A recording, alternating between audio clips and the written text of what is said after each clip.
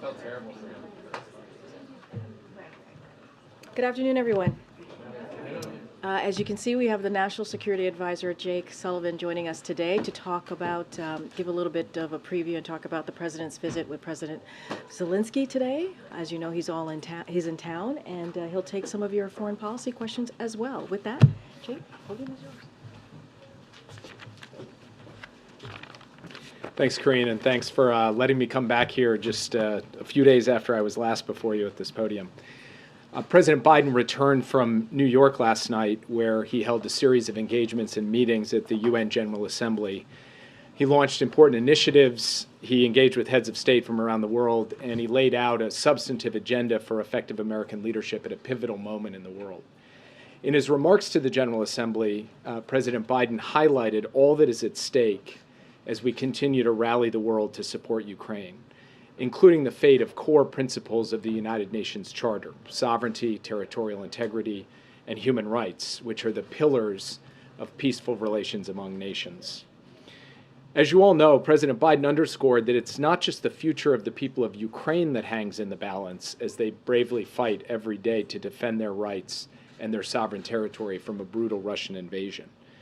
The President spoke about how critical it is that the U.S. and the world send the unmistakable message that in the 21st century, a dictator cannot be allowed to conquer or carve up his neighbor's territory by force and threaten the fundamental values of freedom and independence that matter to every American. If we allow that here, it will happen elsewhere in ways that will undermine the fundamental security, not to mention the values that the American people hold so dear. Following up on that speech at the UN earlier this week, today President Biden is hosting President Zelensky of Ukraine here at the White House, where he will emphasize the continued need for the American people to step up and support Ukraine as they battle on the front lines of the free world. Today's meeting will be the 6th in-person meeting between President Biden and President Zelensky, and it's President Zelensky's 3rd visit to the White House during the Biden administration. Of course, they have talked many times over the course of the past year and a half by phone, on video, and our teams are in constant daily communication. This meeting comes at a significant moment as Ukrainian forces continue to make progress in their counteroffensive, and just after Russia launched yet another brutal wave of airstrikes against five cities in Ukraine that hit critical civilian infrastructure and knocked out power for many people in many different parts of the country. To help defend against assaults like this one, assaults from the air, President Biden will announce a new package of military assistance today that includes significant air defense capabilities to help Ukraine protect its people. These capabilities will help Ukraine harden its defenses ahead of what is likely to be a tough winter, filled with renewed Russian attacks on Ukrainian critical infrastructure to try to deprive innocent people of necessities like heat and electricity. Because President Putin cannot achieve his objectives on the battlefield, he is reduced to and is resorting to attacks that are intended to plunge ordinary people's lives into cold and darkness. And we are going to do everything working with the Ukrainians to make that task more and more difficult for Russia to be able to pull off. The package the President will announce today will also include weapons and equipment to help Ukraine maintain its momentum in the counteroffensive. That includes additional ammunition for U.S.-provided HIMARS systems, anti-armor capabilities, artillery ammunition, and more DPICMs, which have helped Ukraine make gains and, crucially, also helped Ukraine defend against counterattacks. President Biden and President Zelensky will also discuss our joint efforts to support Ukraine's economic recovery, and he will introduce a special representative for Ukraine's economic recovery, Penny Pritzker, who will focus on engaging the private sector, partner countries, and Ukrainian counterparts to generate international investment in Ukraine and work with Ukraine to make the reforms necessary to improve Ukraine's business climate.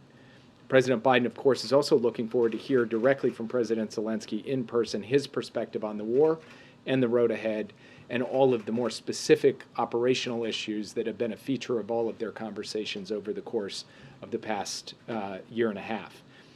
Above all, though, President Biden wants to use today to reaffirm his commitment this administration's commitment, this country's commitment to continuing to lead the world in support of Ukraine for as long as it takes. And that's what he intends to do today. And with that, I look forward to taking your questions. Yeah. Thank you. Can I take you to in Canada and India relationship? Actually, I was calling on her, but go ahead. Thank you so much. You can go ahead. Thank you. Can you give us a sense, your sense of what's happening between Canada and India?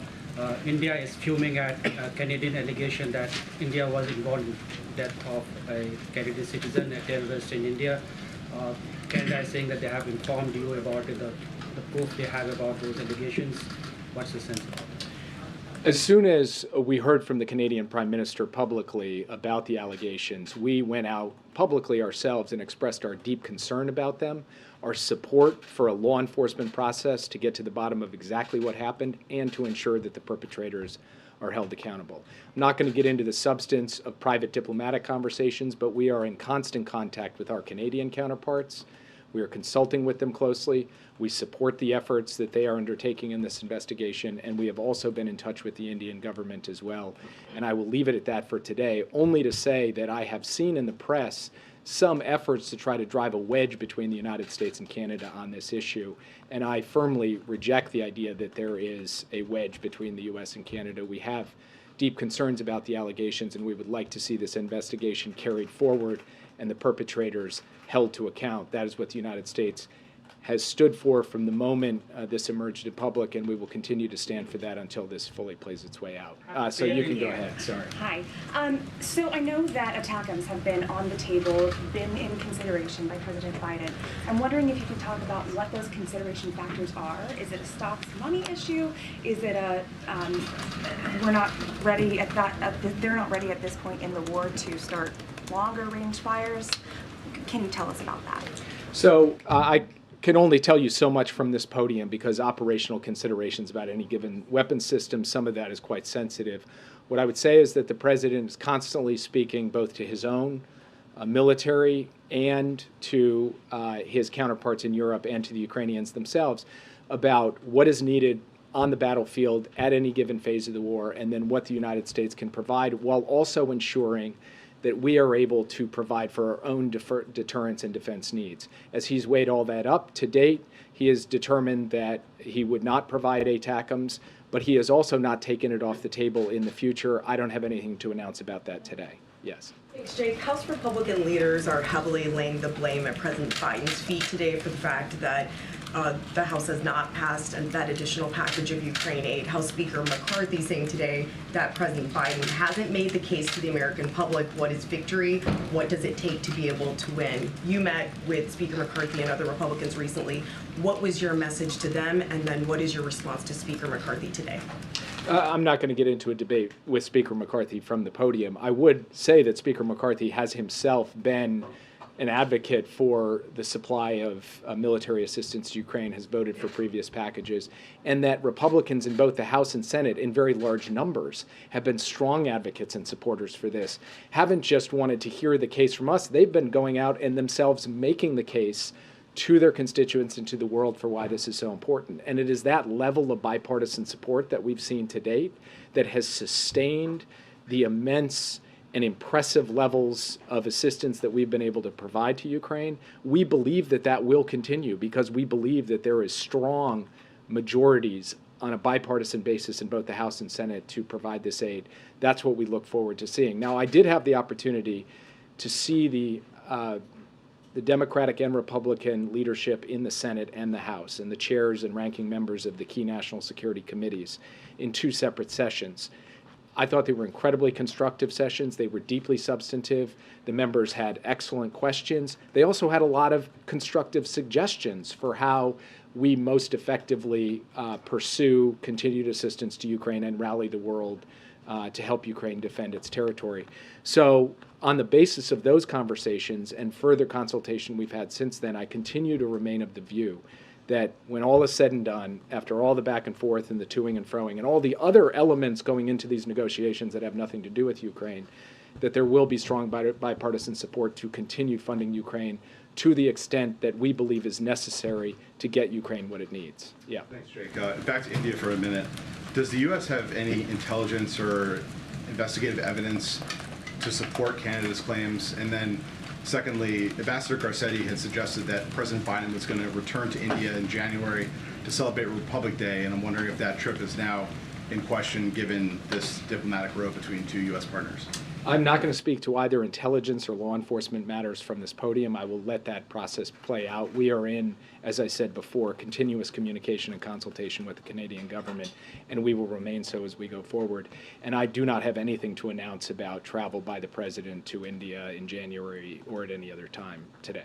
Yes. Jake, you've expressed your confidence that Congress will, in the not-too-distant future, pass the necessary $24 billion in funds that you say are necessary going forward in Ukraine.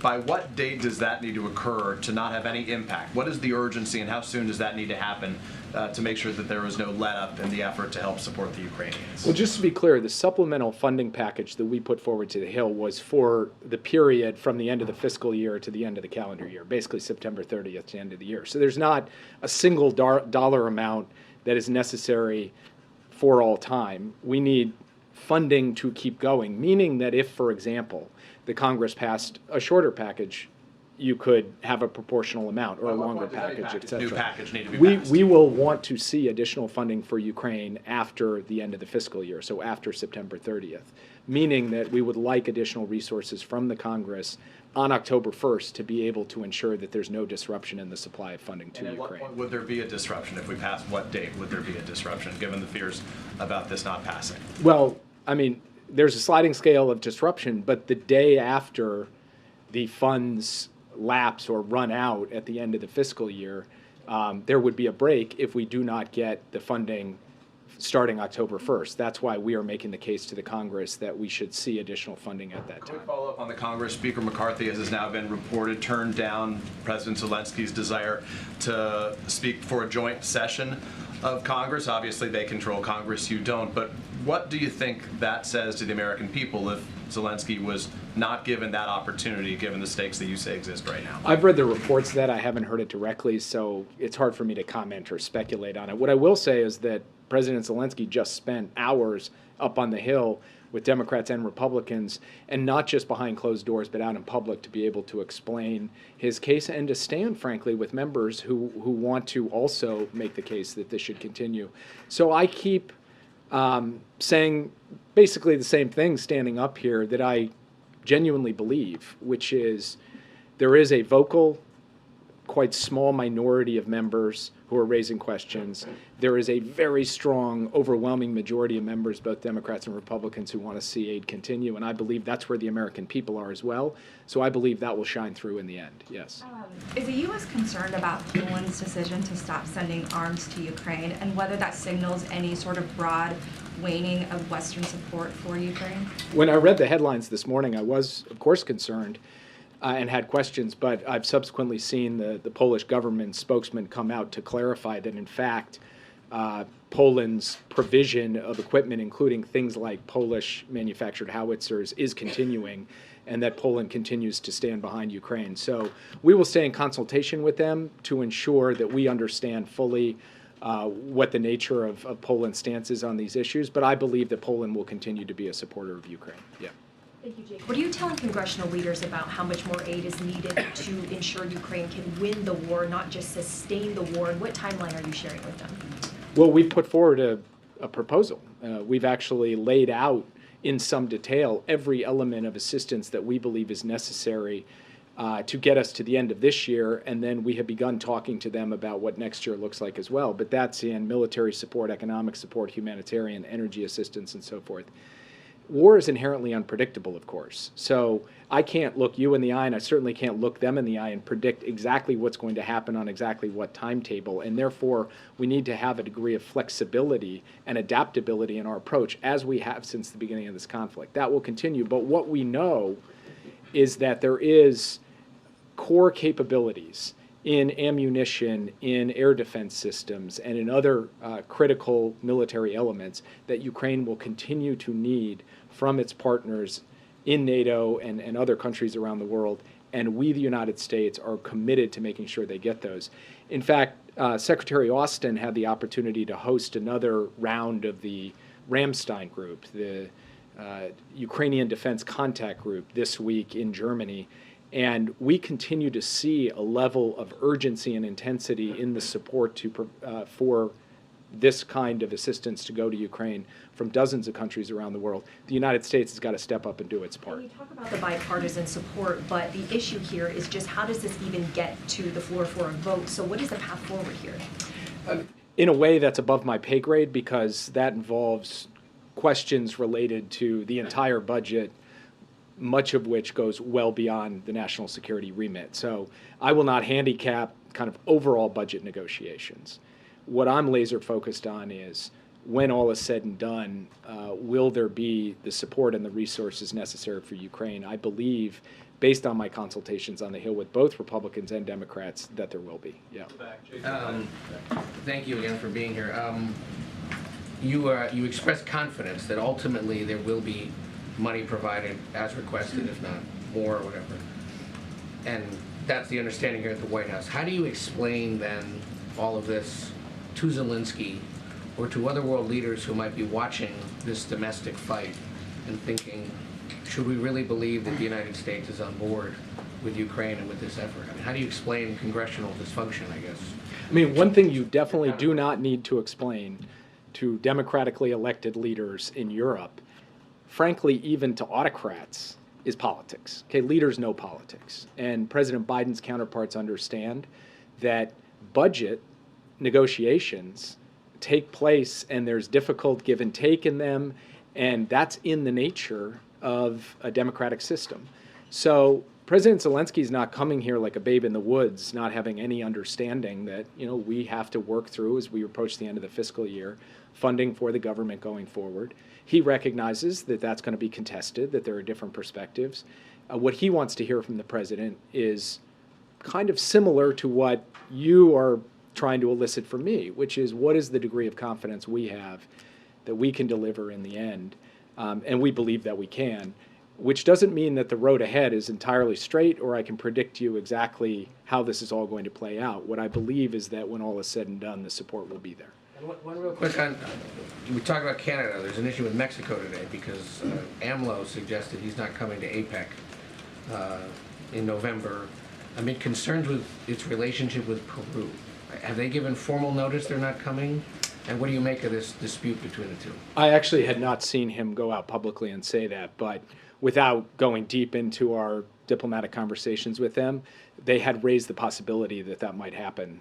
We'll have to talk to them, and I don't want to comment on it at the podium before I've had the chance to talk to them directly. Yeah. Thank you so much. I would like to ask you a question about Saudi Arabia. Yesterday, the Crown Prince said that if Iran gets nuclear weapons, then Saudi Arabia would get them too. How do you react to that? And is it a way to put pressure on the administration at a time when the president is trying to broker a deal with Israel? No, I don't think so. This has been a long-standing position of Saudi Arabia. And frankly, one of the major reasons that we are working overtime with partners and allies to ensure that Iran never gets a nuclear weapon is that if they did, not only would they be a direct threat to the region and beyond, but it likely would trigger a regional arms race. So it has been core to the American principle and policy with respect to ensuring Iran does not get a nuclear weapon, this risk that potentially other countries in the region would seek nuclear weapons. That's not something that emerged yesterday in an interview. That has been a feature of the landscape going back many years. Now, from our perspective, we will do all that is necessary, and we have said this repeatedly, the president himself has said it, to ensure that Iran never gets a nuclear weapon, so this hypothetical never comes to pass. And that's the stance that we take, and nothing about the comments made yesterday change or alter that. Yeah. Thank you so much, Jake. Is it me or something? Yeah, go ahead. Thank you. Just first of all, does the administration support every part of the 10-part peace formulation that President Zelensky is promoting? And if the answer to that is no, which parts might you edit? And then secondly, when President Xi hosts President Putin in Beijing next month, what does the White House hope he will communicate to President Putin about the need for peace in Ukraine? Each of the individual elements of the peace plan, if you sat one of them down, sovereignty and territorial integrity, food security, ecological security, nuclear safety, to us it's not even a question whether we agree. Of course we do. These are just basic principles of the international system. They're consistent with the UN Charter, and we have said that President Zelensky's vision for a just peace is fully consistent with the United Nations Charter and with kind of decency and common humanity. So we have no concerns about any of that. What President Biden has said is that at the end of the day, the baseline for peace are the core principles of the UN Charter, particularly sovereignty and territorial integrity and human rights. That's what we're going to continue to drive at. That's what President Biden and President Zelensky will speak about today. Yeah. Xi, sorry. Oh, sorry. What was it about Xi? What do you hope that President Xi will communicate to Putin when they meet in Beijing about the need for peace in Ukraine? The number one point in, I can't remember if it's 10 or 12 points in the principles that the PRC has laid out with respect to Russia's invasion of Ukraine is respect for sovereignty, respect for every nation's sovereignty. So I would like to see every leader who goes and speaks to President Putin reinforce that that basic proposition is inviolable, and that every country, including countries that have better relationships than Russia than we do, are going to stand by that principle as we go forward. That's fundamentally their responsibility. Yeah. I had two quick follow-ups. First, with regards to the United States' commitment to Ukraine, there are 26 Republican lawmakers, including 6 senators, a small minority, as you mentioned before, who sent a letter to the OMB director saying that they were unaware of just how much the administration has spent thus far in support of Ukraine. They know how much was appropriated, obviously, but they don't know how much has been spent thus far. Do you have a general figure you can give us? I'm not going to stand here and give a precise figure. What I will tell you is that we have supplied to the Congress every dollar that has been obligated. So if they are unaware, it's because they are not looking at the reports that we are submitting to the Hill. In fact, when I was up on the Hill just a few days ago, I walked through in some detail, and I don't have the notes in front of me, exactly what we had spent in the military space. We've done 47 presidential drawdown packages. We give the dollar figure for every one of them. We've done USAI packages. We give the dollar figure for every one of them. We obligate money under economic support funds. That money is notified to the Hill in a public way. So you all have access to exactly how much we've spent. The Congress has access to exactly how much we've spent. We have not hidden a single thing on this, and I find the claim in that letter somewhat bizarre. And then you reiterated the importance of territorial sovereignty, and you noted that in the 21st century, one neighbor cannot be allowed to conquer another. And I think that you got to the point you seem to say that if we were to allow this to happen in Ukraine, it could happen elsewhere. Were you referring by chance to any other particular threat in any other theater towards one of our allies? I'm not referring to a particular threat. I'm referring to the fact that history has taught us this lesson painfully many times, that aggression unchecked can be aggression unleashed. That could mean further aggression by Russia, or it could be aggression by another autocratic power against its neighbor somewhere else in the world, not specifically zeroing in on a particular threat or conflict, but we have to be prepared for that if we do not stand up and help defend the sovereignty and territorial integrity of Ukraine. Yeah. Thanks, Jake. I appreciate you doing this. So you've laid out how the president is standing up to Russia through action, but largely giving China and India a pass on their aggressions as well as economic support for Russia. Why is that? Can you repeat the question? Sure. You've laid out how the president's been standing up to Russia through action, but when it comes to India and China, the president's largely given them a pass for their aggressions as well as the economic support they're giving to Russia. Why is that? What do you mean by aggression? Well, so for instance, India, they've made a deal with, economic aggression, I guess. They made a deal with 18 countries to not use dollars to trade in. India is on a U.S. watch list for intellectual property theft of U.S. companies. India is part of BRICS, and so that's what I'm talking about with India. With China, the aggressions, the hacking that they've done, the spy balloons, as well as their intellectual property issues. I mean, first of all, we've stood up over, I'm not sure if your question is about Ukraine or just about other things generically and so forth. Why aren't we seeing the same kind of actions standing up against China and India? I mean, we've taken a variety of actions to protect America's national security vis-a-vis threats from the PRC. we have an entire strategy with respect to our technology export controls to make sure that American technology cannot be used against us. President Biden, in fact, is the first person to take some of those steps. No previous administration has done so. And where we have concerns with India, whether it comes to issues related to the very watch list that you're describing or otherwise, we make those concerns clear and we defend U.S. interests, as we do with every country in the world. Now, India is not Russia, and China has its own set of challenges that we deal with in its own context. So, of course, there's going to be differences in how we deal with countries one by one. But the idea, the North Star of this administration is, if you represent a threat to the American people's security, prosperity, or basic sense of fairness, we will take action to defend that. I think our record on that across multiple countries, including the ones you've mentioned, is quite clear over the last 2.5 years. Yeah. Thank you. You're talking about the $24 billion being through the end of this calendar year. You mentioned that you are looking ahead to what comes next. Do you have any projections for how much more will be needed? And is there, do you have projections and can you share them? I will tell you, standing here right now, I let the OMB director lay out our budget request to the Congress, our supplemental request to the Congress. I do not do that. We are working through that and, in fact, trying to have an open and transparent conversation with the Congress on it as well. But I'm going to leave it to the people whose remit it is to lay out our resource requests to the Congress to do that. I won't do that for them. Yep. Just back on India quickly. Do you know whether President Biden intends to speak to Modi about these allegations from the Canadians? And do you see that this incident and that this concern could drive a wedge between the United States and India at this very moment when you're trying to sort of rebuild that relationship? I'm not going to get into private diplomatic conversations that have either already happened or are going to happen on this topic, only to say that we have been and will be in contact with the Indians at high levels on this issue. It is a matter of concern for us. It is something we take seriously. It is something we will keep working on. And we will do that regardless of the country. There's not some special exemption you get for actions like this. Regardless of the country, we will stand up and defend our basic principles. And we will also consult closely with allies like Canada as they pursue their law enforcement and diplomatic process. On Ukraine, sorry, just on Ukraine, you've talked about the sort of need for on the kind of discussions about what weapons will go and when they will go.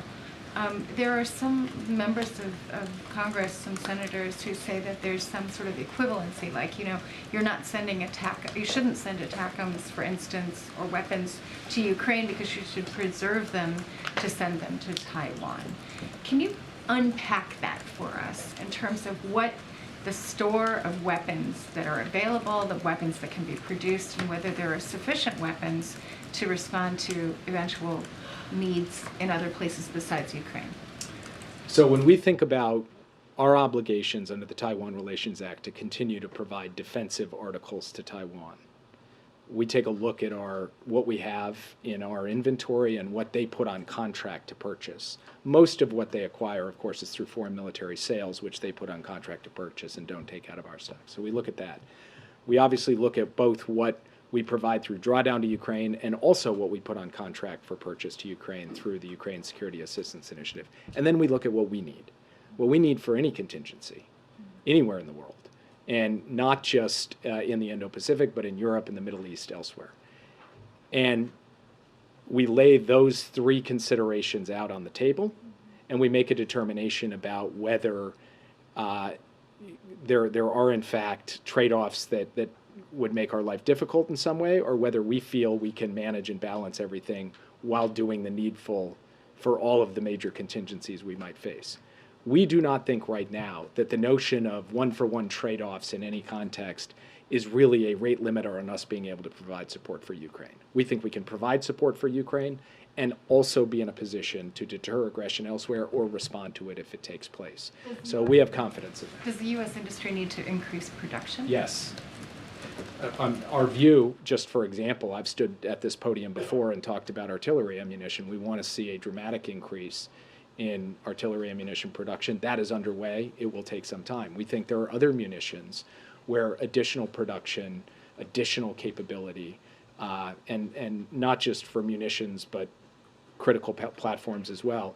We inherited a defense industrial base that from a supply chain and workforce and overall capacity perspective was not operating at the level we believe it should be operating at. President Biden has given direction, Secretary Austin has given direction to remedy that, and we are actively doing so.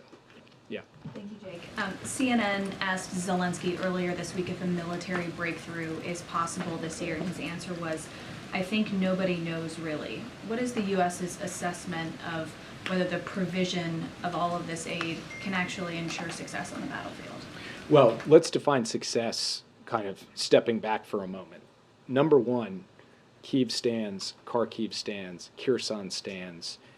Major cities of Ukraine are not under Russian domination and occupation today because, first and foremost, of the bravery of the Ukrainian soldiers on the front lines and the people, the Ukrainian people who are supporting them, but also in no small part because of the material assistance we have provided. And that is a significant fact. Second, Ukraine is in fact taking back territory. It is doing so methodically, step by step, and the weapons that we have provided have allowed them to deoccupy more territory in the last 3 months than the Russians were able to take in 8 months over the course of its fall and winter offensive last year.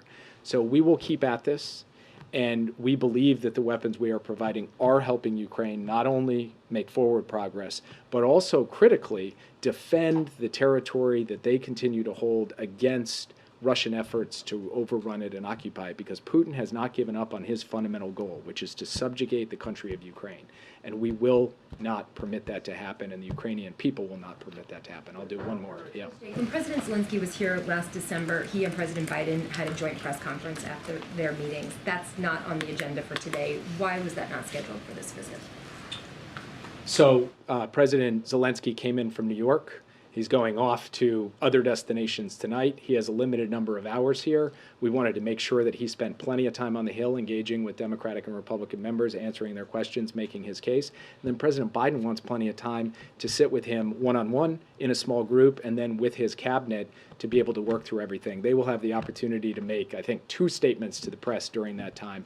But we chose how to allocate the time based on what we think is going to generate the best possible results for Ukraine. And President Biden is looking forward to the set of engagements this afternoon. I'll just say one more thing back to the question of how much assistance that we've provided, lest anyone say, oh, Jake doesn't know how much assistance we provided. This is just off the top of my head, so you can confirm these numbers. But roughly $47 billion in military assistance between PDA and USAI. Roughly $1 to $1.5 billion per month in direct budget support that is sent not directly to Ukraine, but to the World Bank, so that the World Bank can ensure every amount, all of the amounts of that aid, those dollars, are being appropriately spent. And then in the range of $10 billion or so being spent for a range of humanitarian, energy, and other purposes to ensure that the basic livelihoods of Ukrainians, their humanitarian needs, basic food security needs, and otherwise are being taken care of. That's not a precise estimate because I didn't come bringing this, but I spend my days making sure that we know that every dollar that we're spending is being accounted for effectively and is being shared very much with the Hill and is being shared with you all. And of course, we will make sure that the members that you referred to who don't seem to know what we're doing with the aid to Ukraine get the same information that has long been available to everybody else. And with that, I'll let you guys have a good day. Thank you, sir. Thank you so much, Jake. Okay. Just one thing at the top, and then we'll continue. Today, extreme House Republicans showed yet again that their chaos is marching us toward a reckless and damaging government shutdown.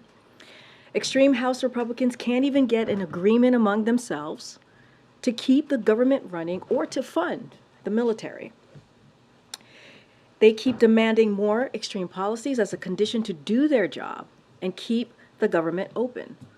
From a fact-free impeachment that their own members say isn't supported by the evidence, to severe cuts to food safety, Meals on Wheels, Head Start, education, law enforcement, and much more. And they are failing to deliver needed funding for communities recovering from disasters, to countering fentanyl trafficking, for food assistance for pregnant mothers and babies, and to support Ukraine. All this while pushing for more trickle-down tax cuts for billionaires and big corporations, which they did again yesterday in their budget markup. The solution is very, very simple. Extreme House Republicans need to stop playing political games with people's lives. There's so much at stake here. They should abide by the bipartisan deal we made in May, which two-thirds of House Republicans voted for. A deal is a deal. House Republicans need to do their job, keep the government open, and work with us to deliver for the American people. With that, Sungmin. Thanks. To different topics, has OMB given guidance yet to federal agencies on what they can and can't do in case of a government shutdown? So don't have any specific what that would look like, but certainly agencies are looking at how to move forward in case there is a shutdown. But I will say this, I mean, very plainly, the best plan right now is to not have one, is to not have a shutdown. House Republicans know exactly what they need to do, which is do their jobs. Will OMB be sending that guidance this week? I think typically it's said 7 or so days before a shutdown.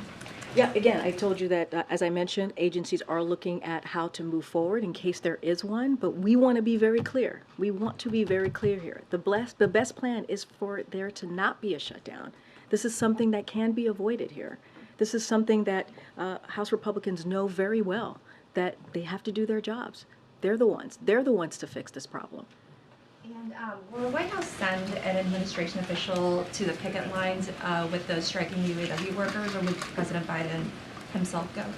So don't have anything to lay out on any as regards to the president's schedule. What I can say is the president is very, I guess, seeing them continue to be at the negotiating table. All parties continuing to be at the negotiating table is a positive. That is important. They've been certainly doing that for the past 24/7. It is important to have that collective bargaining. The president has been very clear about that, and so we are going to assist the White House along with the Department of Labor, with the leadership of Acting Secretary Sue, to make sure that we provide assistance or any guidance as it is requested to all parties.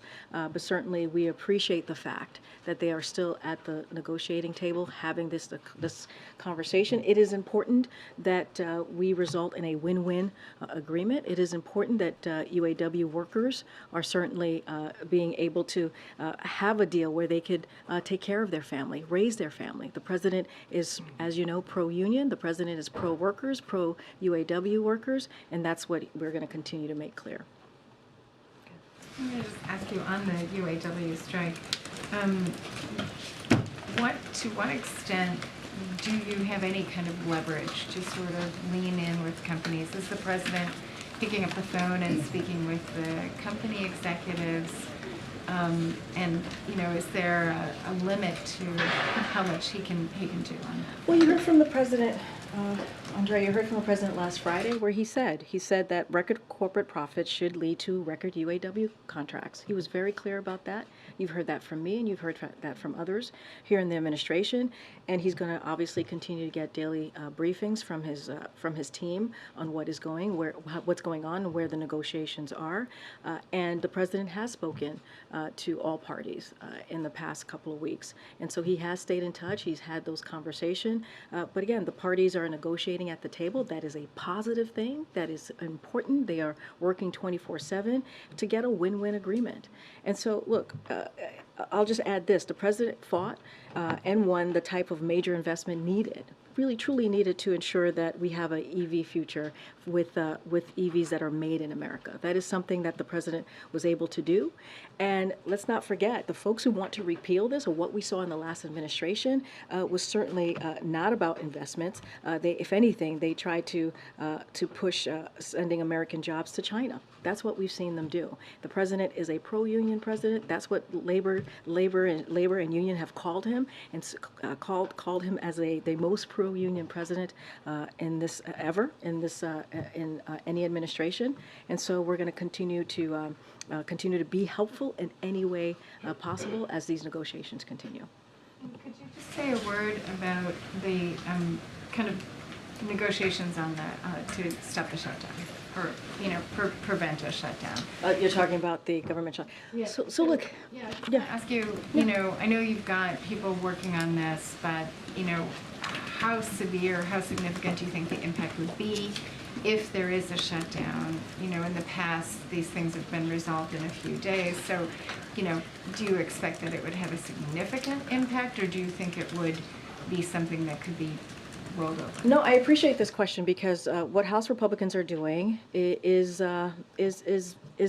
would hurt Americans, American families, and we've been very clear. Here are a couple of things that we think that may hurt American families. It hurt military families, force active duty military personnel, law enforcement officers to work without pay, endanger disaster response, as I said at the top, which will risk FEMA's disaster relief fund and complicate new emergency responses. As we know, FEMA has been very busy these past couple of months, dealing with extreme weather, dealing with responses, undermine cancer and Alzheimer's research, that it will delay new clinical trials. That's what we'll see. If you think about eliminated Head Start slots for 10,000 kids, risk significant delays for travelers that we'll see across the country, with air traffic controllers and TSA officers would have to work without pay, undermine public health. Most EPA hazardous waste and drinking water inspections would stop. Hurt small businesses. We're talking about SBA would not be able to approve new loans, and undermine food safety. So this is what we think the impacts of a shutdown might be. And look, again, this is something that they can fix. This is something that House Republicans, these extreme House Republicans, they can fix this. All they have to do is do their jobs. And let's not forget, we had a deal. We had a bipartisan deal that the president led on back in May. A deal is a deal.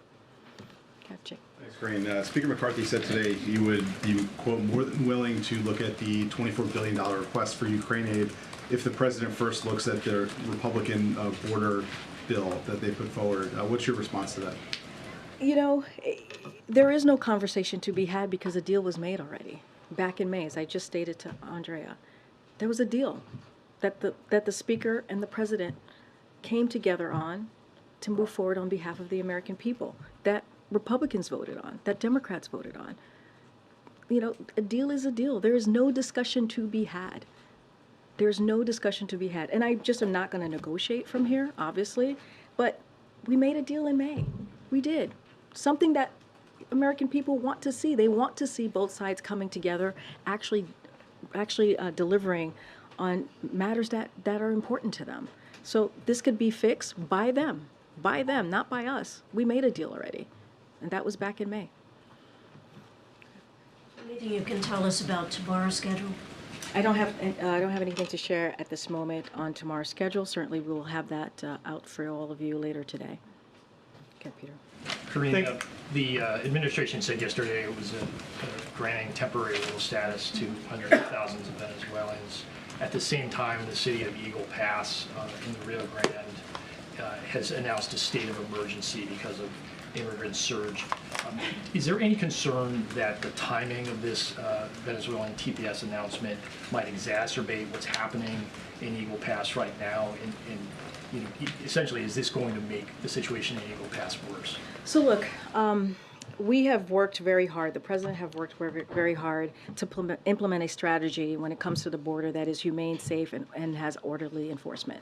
That is something that we have tried to do and worked really hard to do these last 2 years. I do want to add a couple of things that we also announced yesterday, as you, just to note, I'm sure you know, which is escalating the fight against smuggling and trafficking by prosecuting an increasing number of smugglers as well as non-citizens who are violating our laws, right? This is an announcement we made yesterday. Also in deploying 800 new active duty military personnel to support border efforts and get CBP agents and officer out in the field. This is this is on top of the 2,500 National Guard personnel also deployed, and expanding the fentanyl expedited removal management. So those are 3 other pieces that we announced, as well as the Venezuela TPS yesterday. Let's not forget the 24,000 CBP agents and officers along the southwest border. So we have taken steps without the help of Republicans in Congress to do everything that we can to deal with this issue. And let's not forget, what the Republicans proposed. Their continuing resolution would lead 800 CBP agents and officers being fired and will result in 50,000 pounds of cocaine, more than 300 pounds of fentanyl, more than 700 pounds of heroin, and more than 6,000 pounds of other drugs to enter the country. That is what they proposed just a day ago. And that's what that would do to the border. It would hurt and harm and not deal with the issue. So they are doing the opposite of what the president is trying to do, is actually move forward in a way that is humane, safe, and has an orderly enforcement pathway process here. Okay. Thanks, Karine. So what do you call it here at the White House when 10,000 people illegally cross the border in a single day? So what do you call it, Peter, when GOP puts forth a wait, no, you can't. Karine? I'm answering. Okay, we're gonna move You're on. answering a question with a question? Okay. No, we're moving on. Karine, We're moving. please. In the back. Now, you said you were Right, stopping the in the flow back. at the border. No. 10,000 I tried to migrants- answer, Peter. I okay. tried to answer the question. You stopped me. Let's go. So there was footage yesterday of Border Patrol cutting some of the razor wire that Texas had installed. Governor Abbott has vowed to reinstall it. They have his border czar has pictures of people taking fresh razor wire out to the border to reinstall it.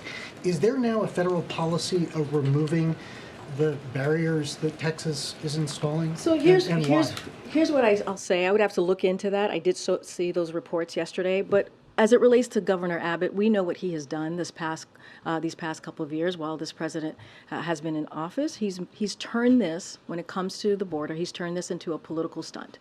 And that's what he's done over and over again. That's what I can speak to.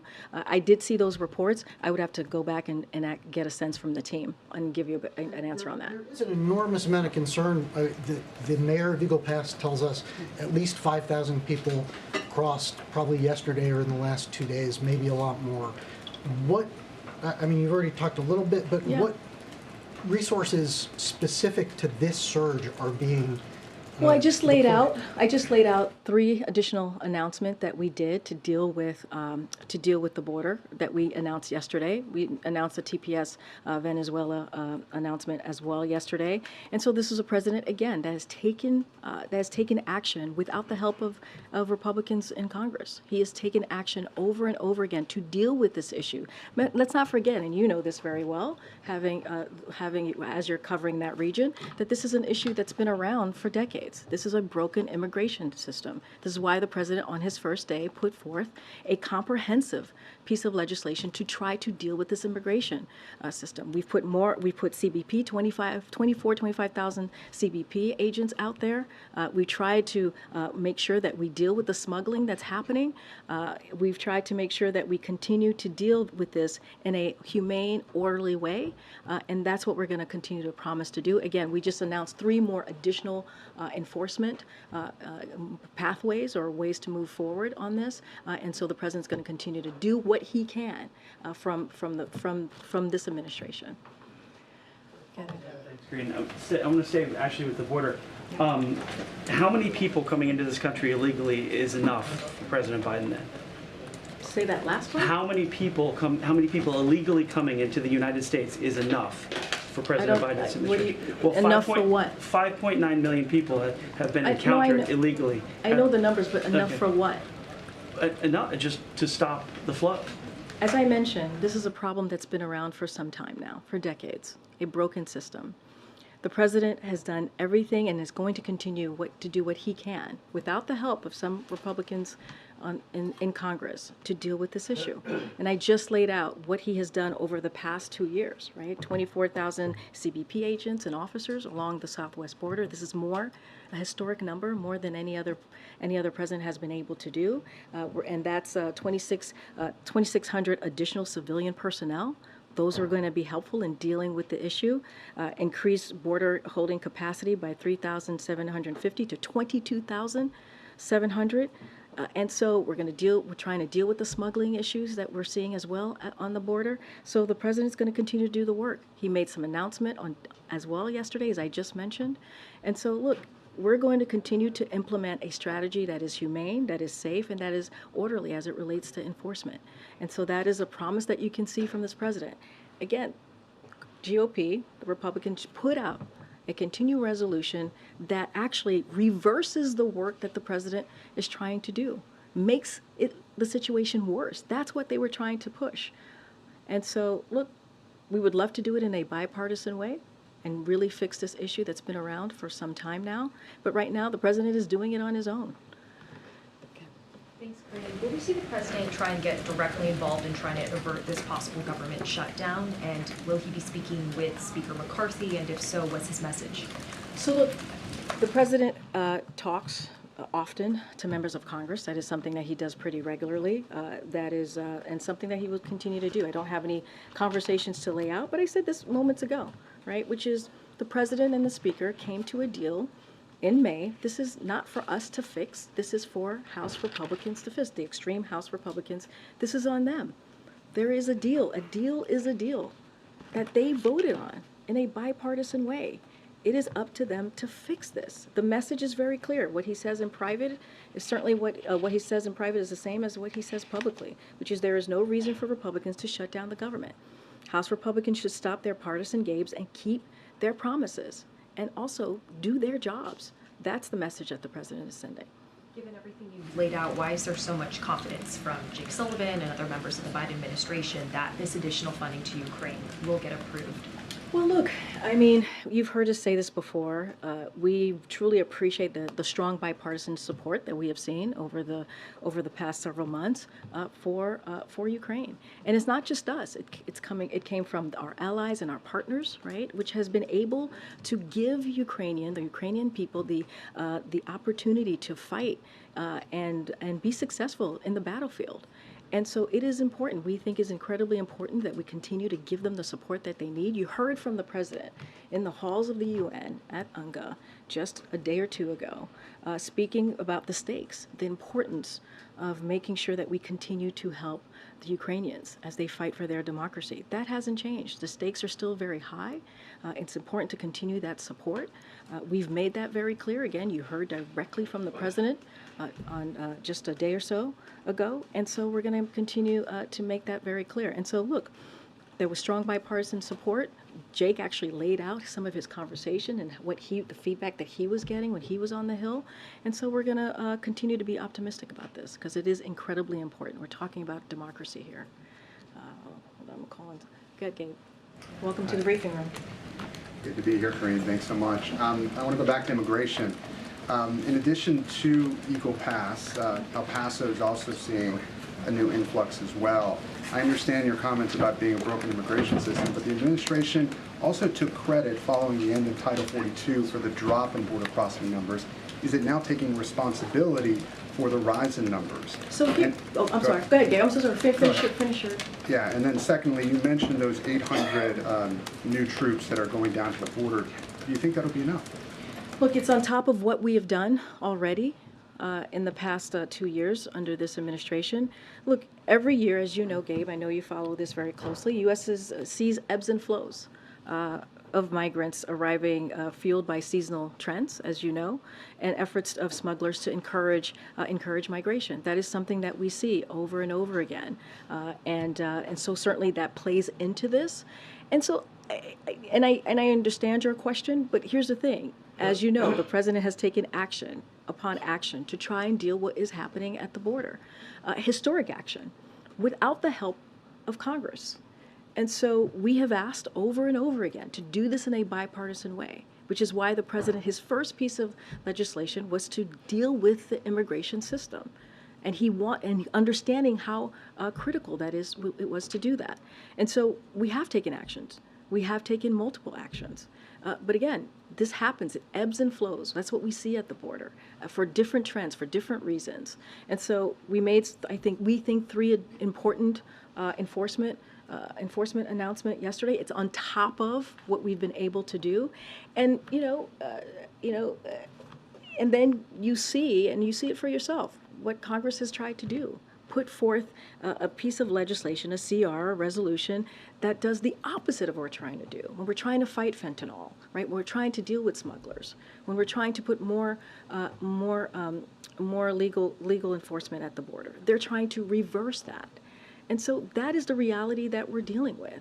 And so the president's going to continue to be committed, make sure we do this in a humane way, make sure that we do this in a safe and orderly fashion. And that's the commitment that the president has to the American people. Okay.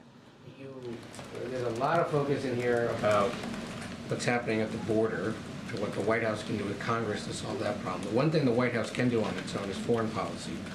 Who's talking to Venezuela about why these people are still coming? Who's talking to Panama about the Darien Gap and who's allowing them to come in?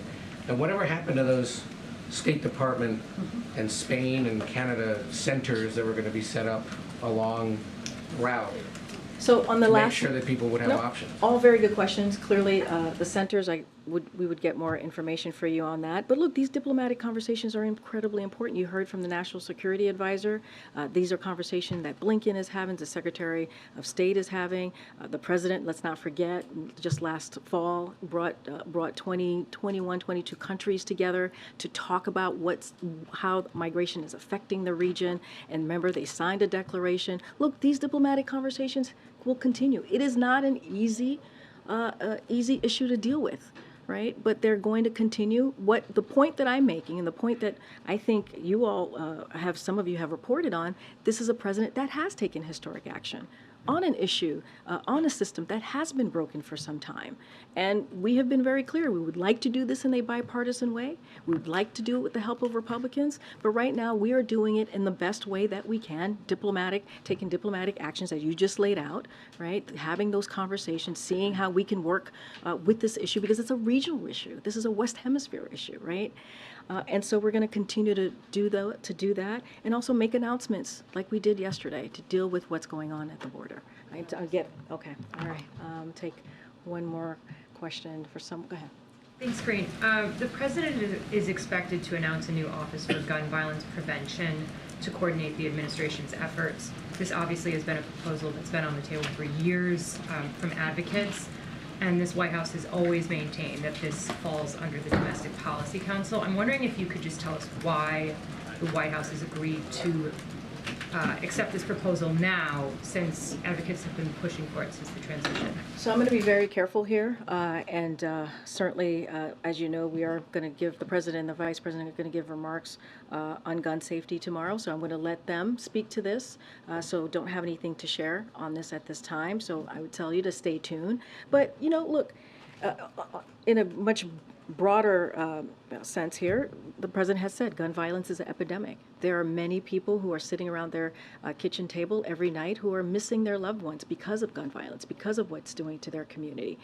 It is, when you hear stats of guns being the #1 killer of kids, that is something that we should really be mindful to and do something about that. That's why the president has taken the actions that he has, historical executive actions to deal with this issue. That's why it was important that we saw bipartisan support to deal with gun violence. But that's the reality. That's the reality that communities are dealing with. And the president's going to try to do everything that he can to deal with this epidemic. I'm certainly not going to get ahead of the president. You all will hear from the president and the vice president tomorrow on their gun safety announcement. And we'll see you all tomorrow. Thanks, everybody.